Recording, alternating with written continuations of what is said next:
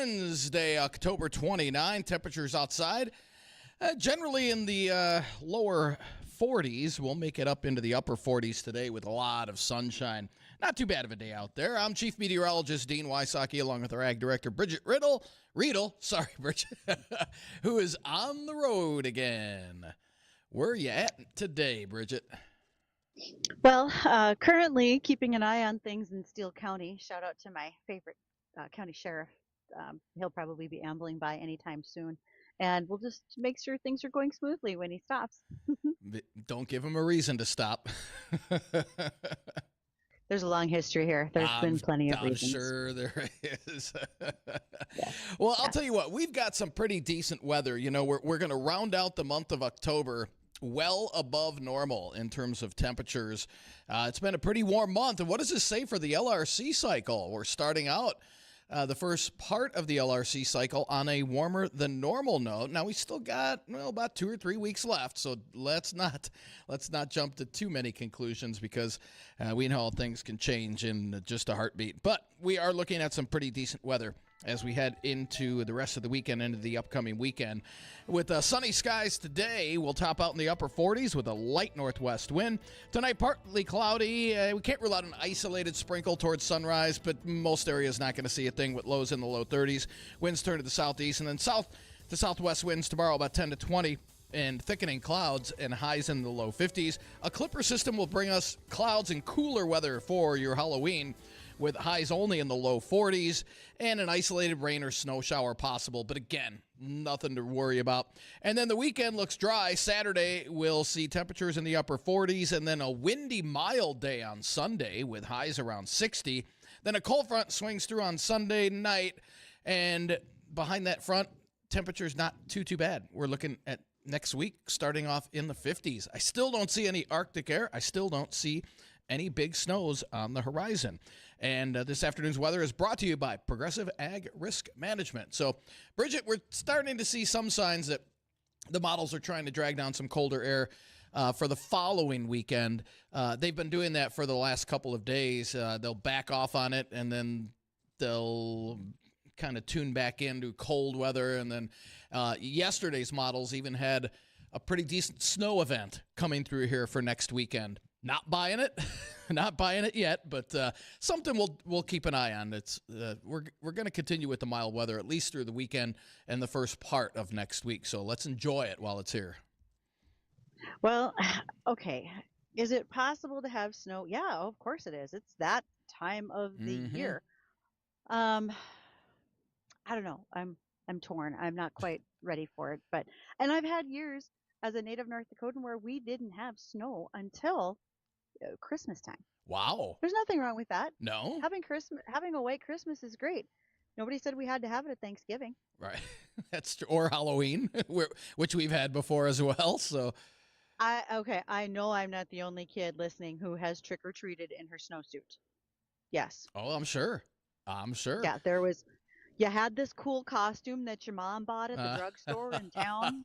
You couldn't wait to wear it, and then she made you wear your snowsuit. Not that I'm a little angry about it yet, but I am. Yes. If that Frankenberry costume still fit, by God, I'd be putting it on Friday, but it would look like a tank top at this point instead of 3-year-old me wearing it like a jumpsuit. So there's some work to do. Do you still have it? I got the mask, though. I have the mask. You do have the mask. If you remember, last year for Halloween, every segment I changed masks, and I had That's right. a number Yes. of them. All right. And Frankenberry was one. So the other one, can anybody? Here's a trivia question. I don't know. Do we have anything to give away? We could find something. Okay, I can find something in the prize closet. Yeah. Okay. So here I had costume changes last year, and of the masks I wore, one was Frankenberry, one was a gypsy, and one was a famous singer at the time. So we got to think this is in the 70s. Ooh. And it was, she had, my mask anyway, had molded black hair. She had a singing partner. She was actually part of She had a Oh, you're singing giving partner too who much was away. related to her. You're giving too much away now. I wasn't sure if anybody'd get this. 701-293-9000 if you have any guesses on what Bridgette is talking about. And it's weather trivia day, too. We'll have a weather trivia at 1:45. We'll do that. We'll do that in the last segment. Run these things together. Yeah, do these all because I had a costume or I had a mask that I wore last year. We'll see if anybody remembers it. That's JLA Insurance phone line 701-293-9000. Hold on, here we'll see who was paying attention. All right, we've got a caller on line one. Caller, what's your name? Tom, Sonny, and Cher. No. Sorry, Tom. Oh, sorry, Tom. Sonny and Cher. Well, hey, he was right on the timeline back in the 70s. So. Mm-hmm. Yep. But it was not Sonny or Cher, although both of them had long black hair. Just saying. All right. While Dean's busy with the Google machine, a couple of things for folks to know. I sent you something in Slack. I don't know if I'm right or not, but that's the only thing I can think of. I can't remember what it was, but I'm like, was that who? No. Okay. You would be wrong. All right, we've got another caller here. Caller line one, what's your name? Lori, do you have a guess on what Bridgette's mask was last year? Karen Carpenter. Oh, so close, but no, I'm not that sweet. Lori, thank you for calling. So not Karen Carpenter, and nope, that was a good guess because Karen Carpenter, yes, her singing partner was her brother. I think Karen Carpenter actually started as the drummer, but then wound up doing a lot of the vocals for the Carpenters. Wow, wealth of useless knowledge over here. Meanwhile, while you guys are busy looking things up, do not forget on November 5th, that's Wednesday, November 5th, the WDAY Radio Farm Show is happening here on the air from 8:30 to 5 p.m. and we'll be live streaming on Facebook, YouTube, and Acres TV, just like we do for all our shows. So you can watch and listen to us every day. Now, I am asking folks to send me your aerial photographs of your farms. We'd love to see them and be able to show them during the farm show. So send them over to the Superior Grain inbox. You can do that ag@flagfamily.com because Superior Grain equipment will protect your farm's future with grain storage. And we've got another caller, Bridgette, on line one. Caller, what's your name? Okay. Jason. Jason, what's your guess? Marie Osmond. Jason's right. All right. Good job, Jason. Now, did you remember that, or was it the clues that gave it away? Well, I kind of remembered it a little bit, but those clues are they kind of gave it away to you. That's awesome. Well, let's see what Bridgette goes as this year. We'll find out. Jason, we're going to put you on hold. Our wonderful and talented director, Addison, will take your information, and then we'll dig something out of the prize closet for you. Just stop by. Yeah. Let's stop by later this week. You know where the studio is at? Yeah. Yep. Just so stop by. It's not purple socks, okay? What's that? Just so it's not purple socks. No. Don't worry, it won't be. All right. Addison, you want to take his info? Thanks, buddy. Marie Osmond. Yeah. So let's see what it'll be interesting to see what you dig up this year. Oh, I have some ideas. Do you? So don't worry. Now, the problem is I'm going to be in studio on Thursday, but I will not be on Friday. So which day do I bring costumes? Oh, okay. You just never know. Right. Yeah, I got things to do. Okay, so as far as a headline, we should probably capture one of those. There's something called Windfall Bio. They've just broken ground on a commercial scale demonstration plant in Texas. And this plant's going to showcase their technology to transform methane into valuable products like organic fertilizer. It's an Amazon-backed startup, and that technology is leveraging naturally occurring methane-eating microbes, which consume greenhouse gas and convert it into a fertilizer. This technology uses those microbes that literally eat methane, and the technical name for the organisms is methanotropes. And they get their energy from methane or methanol, and they convert it into carbon dioxide and other substances. So the microbes that Windfall uses may have a unique ability to trap nitrogen from the air as well. So that means methane eaters can turn their meals into fertilizer. So in all the discussions we've had about the fertilizer market in the last few months, the volatility in pricing, the uncertainty because we're having to bring product from Russia, etc., and Russia hasn't exactly been an outstanding trading partner as of late. What an opportunity for us to look for something that could be done right here in the United States. And again, that plant is breaking ground in Texas. So we'll see what comes of that as time rolls on. Also, want to make sure that not only are we highlighting Wednesday, November 5th as our WDAY Radio Farm Show, but that Friday, which is November 7th, and I hope I did that math right, I wanted to let folks know as well that we're going to start to be joined on Fridays by Greg Hansen. He's with Hansen Agro Commodities. And what we will be doing is sharing a commodity market wrap up at the end of the week. He'll join us for the 120 segment. You have an opportunity to always send us questions you might have as a commodities trader for Greg. And you can do that by reaching us at the Superior Grain Equipment inbox. Again, ag@flagfamily.com. Questions for Dean should always go to weather@flagfamily.com. And you can call us on the JLA Insurance phone line of 701-293-9000, just like our winner did. The fact that kind of remembered I might have been Marie Osmond once as a child. Well, and last year. All right, when we return from the American Ag Network's livestock market update, we're going to be joined by Jeff Bates. Jeff is with Vita Counseling in Fargo. Jeff has an incredibly unique story as he relates to agriculture and then also to counseling, especially for other farmers. We're going to hear Jeff's story when we return.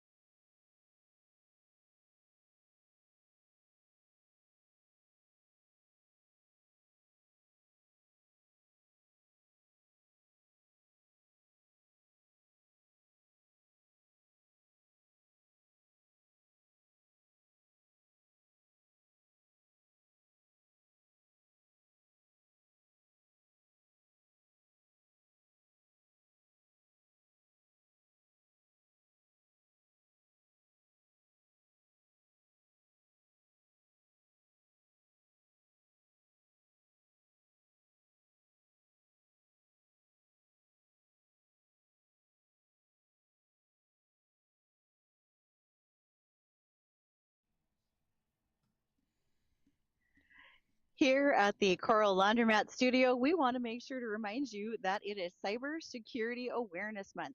If you did not get a chance to hear our discussion yesterday with Chris Sherman, our cybersecurity superhero from Tech Support Farm, go check it out. You'll be able to find those back episodes on Facebook, YouTube, and Acres TV. And yesterday was a great discussion, especially about passwords. So you're going to want to make sure to tune in for that. And it's National FFA Convention this week. Travel safe to all those FFA chapters that are on their way. I noticed that the Velva FFA chapter had an opportunity to tour a cranberry farm on their way. And they've also been at Fair Oaks Dairy. So those kids are getting quite an education on their road trip to Indianapolis, Indiana. Our guest today, well, he's got quite an education as well. Started out in farming, but he's moved out to something different. Jeff Bates is here with Vita Counseling. And Jeff, where would you like to start with your story? Well, we can start out with, I grew up in, I'm a North Dakota native. I grew up in a small town of Drayton, which is 120 miles straight north of Fargo down I-29, 30 miles from the border. So I grew up and my dad was a farmer and I was an only son. I had 3 sisters. So when I turned 18, I kind of looked around and know what I was going to do. I didn't, at that time, I didn't think I was going to go to college. So I decided to take my chance and farm. And I married my high school sweetheart and Michelle. And from there, we started our family and ended up with 3 daughters and a son. So, but then things kind of took a turn for, well, maybe not for the worse, but I realized that with all of the things that encompass farming, that that was something that really was growing hard on me. You know, the farm was weather was tough and growing conditions, and my hired man, which really wasn't a hired man, it was my dad, was like 76 years old, and my sisters were kind of worried I was gonna kill Dad. So, Oh. but as it turns out, you know, after I got out of farming, Dad went to work for another farmer for 15 years. So, so that was kind of not the case. So, really, my shift started one day over a cup of coffee, if you can imagine that. I was sitting there with my wife. It was a Sunday. And she asked me a question that maybe a lot of people ask themselves or their spouses: if you would have to do anything different, what would you do? And I didn't even have to think about it because throughout the years I had really grown an interest in the self-help and psychology. So I told her right out, I said, I would have went to school for psychology. And, you know, she kind of thought for a minute, and we kind of changed the subject, went on to something else. And the next day I went out to the farm and was just tinkering on things, and came back in at noon, and she looked at me and she said, were you serious that you would have liked to gone to school? And I said, yeah, that would have been something that I think I really would have been good at and would have really enjoyed doing. And she says, well, you do anything on the farm? And I said, well, no, we're just kind of putzing around. You know, so she said, well, that's good because I enrolled you on classes at UND or at the Air Force Base. Surprise! And you know, you better leave early because you have to pick up your books. So that night I drove out to the Air Force Base and started my college career at the age of 37. So. Okay, Jeff, did you recognize in yourself, or, I mean, you said, I could probably do something different. I should have gone to school, etc. Mm-hmm. Did you realize at the time that it was possible, and you recognized in yourself that I could make this switch and it wouldn't be the end of the world? At the time, I wanted to, but I didn't really have the initiative. You know, I was worried all these doubts pop into your mind. Well, you know, going to school at 37, I was, you know, never been to college before, and you know, what was that going to be like? So how difficult was that? That was tough. Was it? Yeah, I would was. imagine. I would think so. Yeah. So I sat in the front row with a tape recorder. I taped all the lectures, and I'd listen to them in the tractor the next day. So I think all my classmates didn't really like me that much because I brought down the curve. So because I was came busy. to play.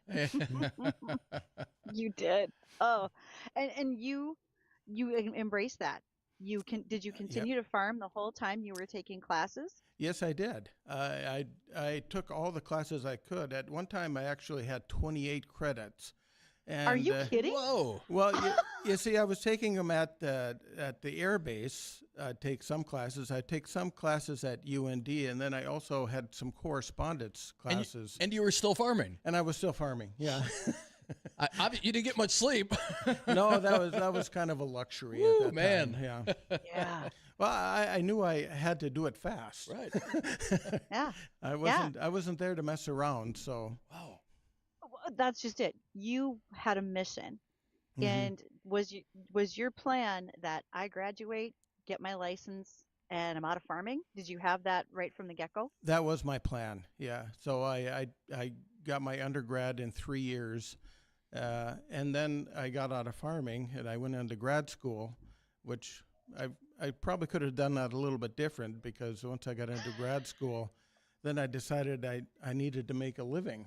So that kind of dragged on quite a ways, before I got everything done for graduate school. Jeff, I have as people hear me say every day, I have a list of questions for you. A lot of things, because there are farmers out there who are listening and thinking, but I can't do this. And we're going to need to encourage them that if it's the right thing, they can. Yeah. And the stigmas that go along with it. And we're going to do that after we come back from our bottom of the hour news. So Jeff, please stay with us. We are joined today by Jeff Bates. He's with Vita Counseling here in Fargo. And also a plug for his wife's restaurant, Michelle's Table, up by NDSU. That's how I found this family, and the food there is awesome. It is awesome. So, yeah, yes, I was just being nosy with his wife, and suddenly Michelle and I know each other, and I have her husband on radio, and here we are. Yep. We'll be right back.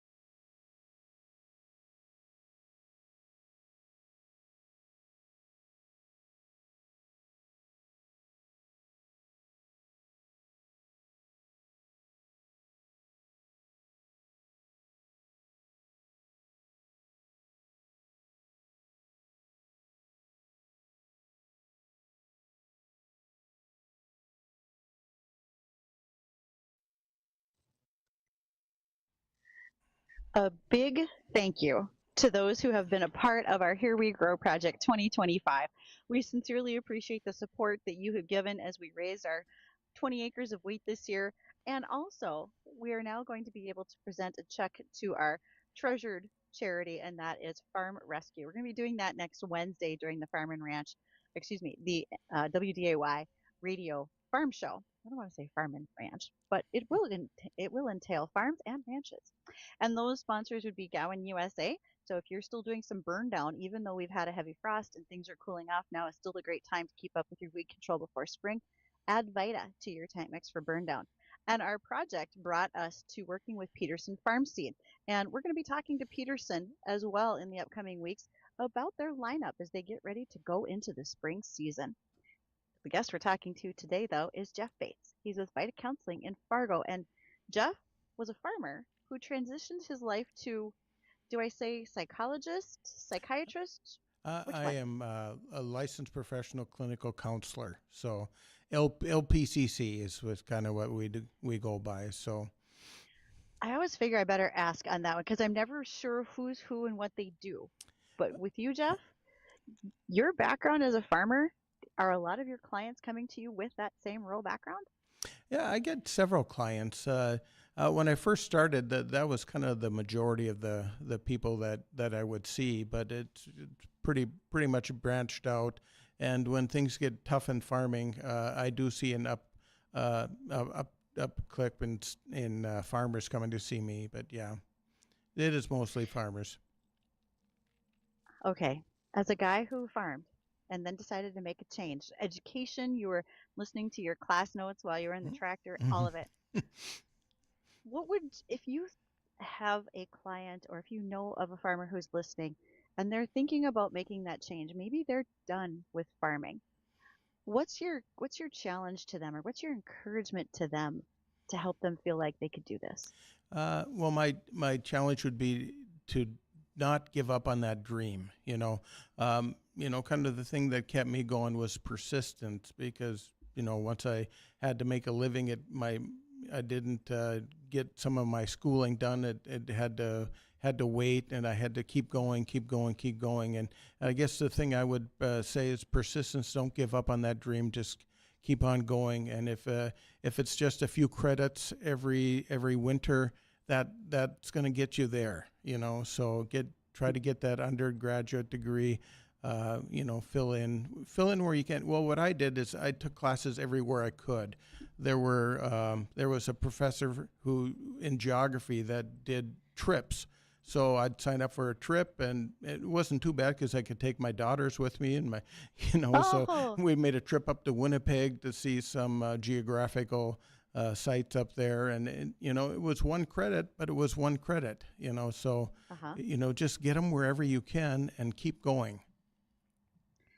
There's a really big stigma when folks leave the farm, and it's that feeling of loss, failure, because I might have been a multi-generational farmer and I'm no longer farming. Can you speak to that from your perspective as a guy who did make that transition? Yeah, and it's really tough if you actually lose the farm, because then it's a double hit. Because in my situation, I got out basically before I lost my sister's inheritance. That's kind of the joke in the family. They kind of frown on that. But it is a blow to your system, and to realize that depending, the thing with farming is so many things are out of your control. And you can't look at it as it's my fault. I'm the one who lost the family farm. There's all these environmental things. I don't have to explain to you or our listeners all the things that are out of a farmer's control. But what you can control is looking at me and saying, I'm not a failure. Maybe I'm good at something else, and that's what I'm going to pursue. But it's not my fault that the farm went down, and that you're holding all this resentment, and it's almost like survival grief, because you think, I'm still around, but the farm's gone, So it is you have to go through some mourning, but you can come out of it, and you can recognize that there's life outside of farming. And Jeff, do you look back and either regret any move that you made, or if you don't, what do you miss the most about farming? What I miss the most is in the spring, when you get out there and you work the ground for the first time. Farmers know that there is a smell that, and I used to stop the tractor and get out on the ground and just smell that dirt when it turns over for the first time. That's something I really miss. I don't miss unplugging a combine when it's 90 degrees and there's no breeze, or digging mud out of a beet harvester when you can't feel your fingers, in the middle of the night. So, I kind of miss at the end of the year, when everything's done, you put the equipment away for the year. You get that satisfied feeling, or that feeling that I did all I could. Any regrets? No, not really. No, not really, because I think in my case, I probably wasn't the best farmer. I'll admit that. Okay. I have friends, that to be a really good farmer, you have to have that passion, that's you're a farmer 24/7. And I have several friends, back in Drayton and the surrounding communities that have that, and we're still very good friends with them. But no, I don't have any regrets, because I think I'm a better counselor than I am a farmer. Fantastic. Yeah. That's great.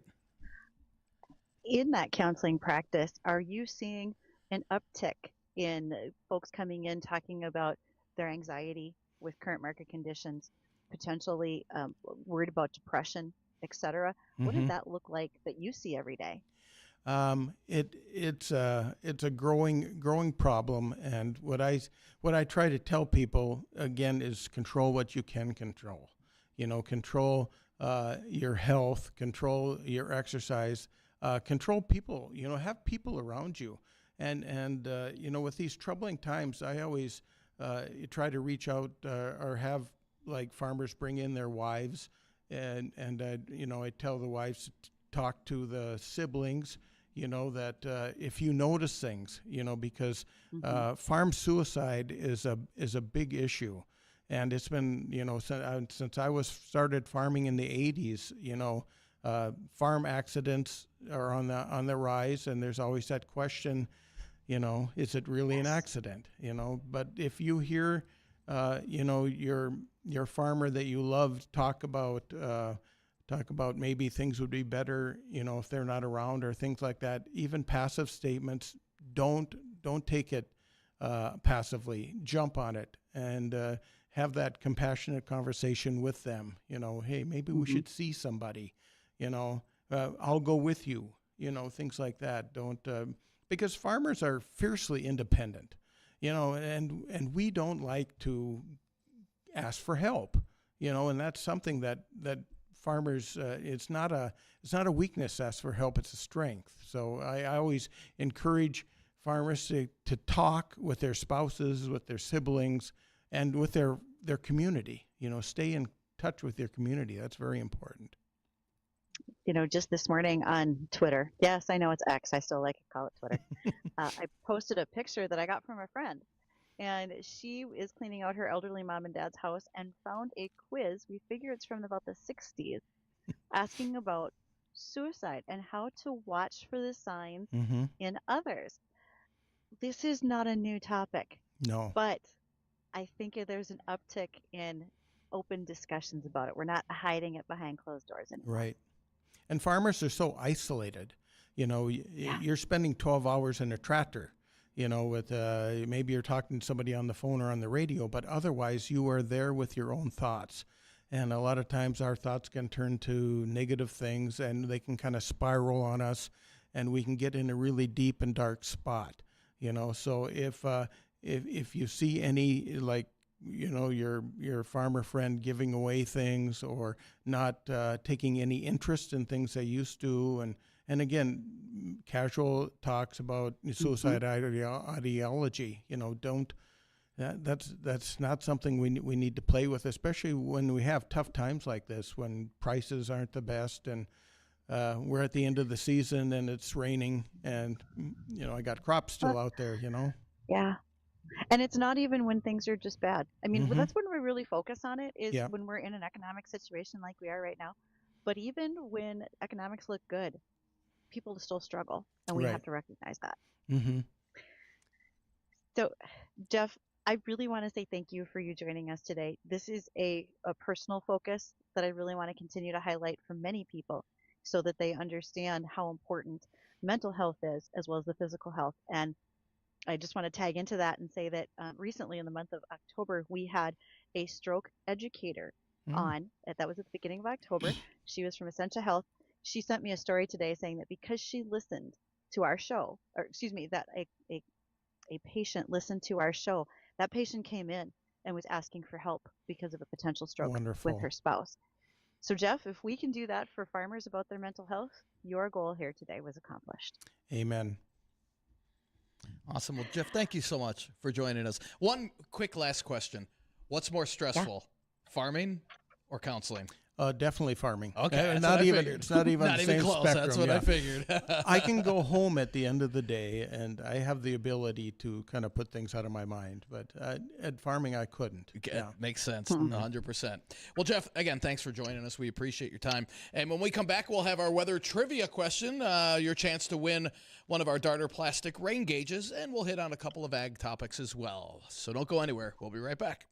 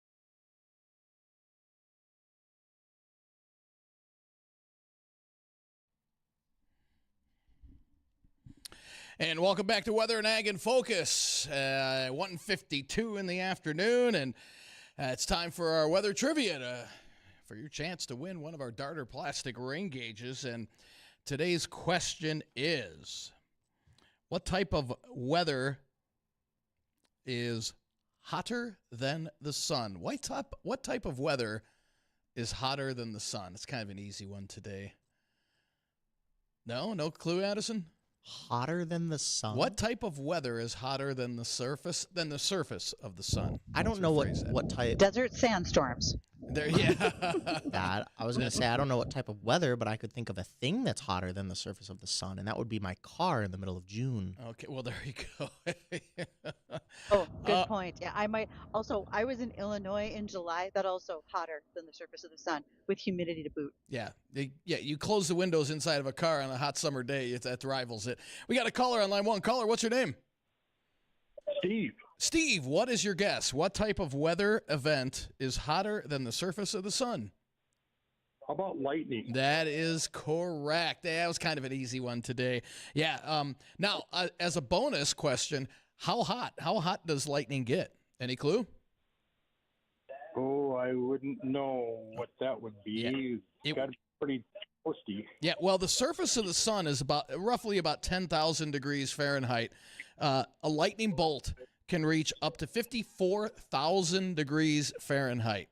So that's why you don't want to get struck by lightning. Yes. No, definitely not. No doubt. Well, we're going to put you on hold. You know where our station is at, correct? I do. All right. So, yeah, just stop by anytime Monday through Friday during regular business hours and pick up your rain gauge. And, again, when you install it, when you put it up, all we ask is that if you can report your rainfall totals to us, that would be great. We pass along all that info to the National Weather Service as well. Okay, we'll do. All right. Fantastic.